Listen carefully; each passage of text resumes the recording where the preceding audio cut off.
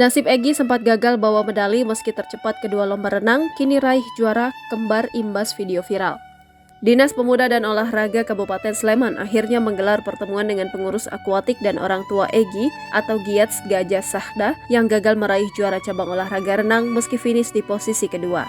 Hasil dari pertemuan yang digelar di Dispora Kabupaten Sleman diputuskan untuk juara 2 renang 100 meter gaya bebas di Pekan Olahraga Pelajar Kabupaten menjadi juara kembar. Pop Cup ini khususnya renang diadakan dengan jumlah peserta sekitar 80-an, SD dan SMP, ujar Kepala Dispora Kabupaten Sleman, Agung Armawanta saat ditemui usai pertemuan Kamis 30 November 2023. Agung menjelaskan kontingen Pop Cup berasal dari kecamatan, namun ada cabang olahraga yang dibiayai pemerintah dan ada yang mandiri karena keterbatasan dana.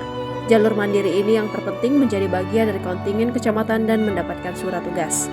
Lanjut Agung, jika Egy merupakan peserta yang termasuk jalur mandiri. Di dalam aturan, ketika ada keberatan terkait dengan pertandingan yang mempunyai hak mengajukan adalah ofisial atau ketua kontingen. Sehingga saat orang tua Egy mengajukan protes atas hasil pertandingan, maka itu tidak bisa diterima oleh panitia.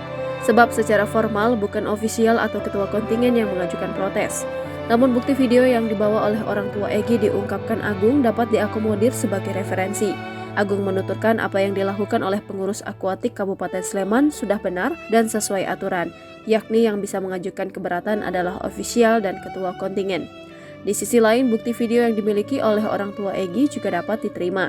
Sehingga hasil dari pertemuan diputuskan untuk juara 2 perlombaan renang 100 meter gaya bebas menjadi juara kembar.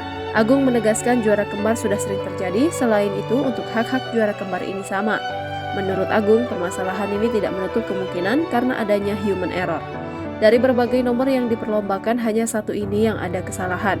Sementara itu, ayah dari Egy, Yanuar Gajah Sahda, berterima kasih kepada Dispora Kabupaten Sleman dan pengurus akuatik karena sudah mengakomodir. Yanuar mengungkapkan di dalam pertemuan sudah dijelaskan secara detail bahwa tidak ada maksud memenangkan seseorang atau memanipulasi.